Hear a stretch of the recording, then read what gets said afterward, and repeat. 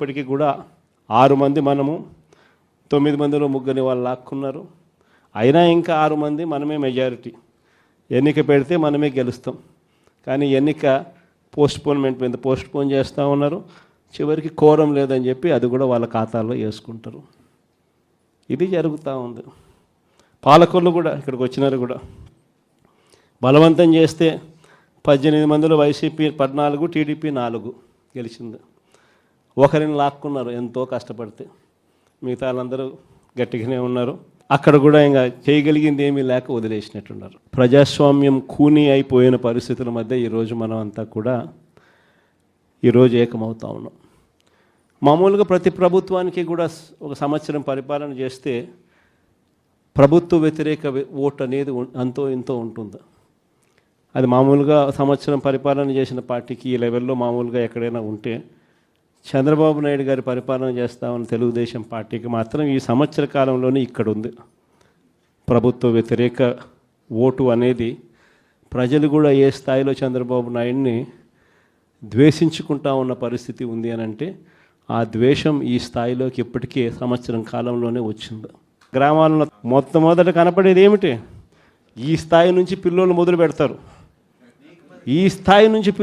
పెడతారు. చంద్రబాబు నాయుడిని ప్రశ్నించడం, చంద్రబాబు నాయుడు గారి కార్యకర్తలను ప్రశ్నించడం, చంద్రబాబు గారి నాయకులను ప్రశ్నించడం, ఈ స్థాయి నుంచి చిన్నపిల్లలు సైతం మొదలు పెడతారు.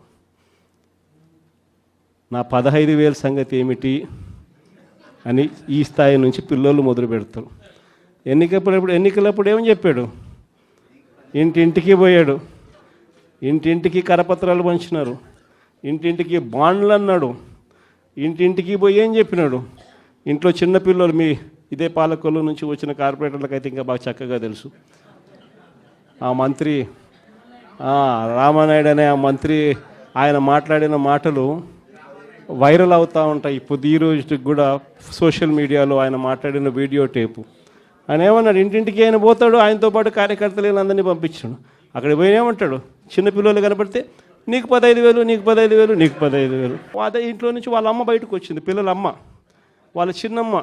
వీళ్ళు బయటకు వస్తే వాళ్ళని చూడగానే, వాళ్ళని చూసిన వెంటనే నీకు 18,000, నీకు 18,000, నీకు 18,000 అంటాడు.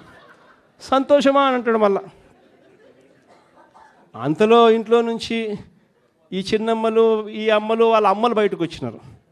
వాళ్ళని చూడగానే నీకు 50 ఏళ్ళ వయసు కదా, మీకు 48,000, నీకు 48,000, నీకు 48,000 అన్న మొదలుపెట్టినాడు. అంతటితో ఆగల. ఇంట్లో నుంచి 20 ఏళ్ళ పిల్లోడు వస్తే ఇట్లా చూసి నీకు 36,000, నీకు 36,000, నీకు 36,000 సంతోషమా అన్నాడు. అంతటితో ఆగల. ఆ ఇంట్లో నుంచి ఒక రైతు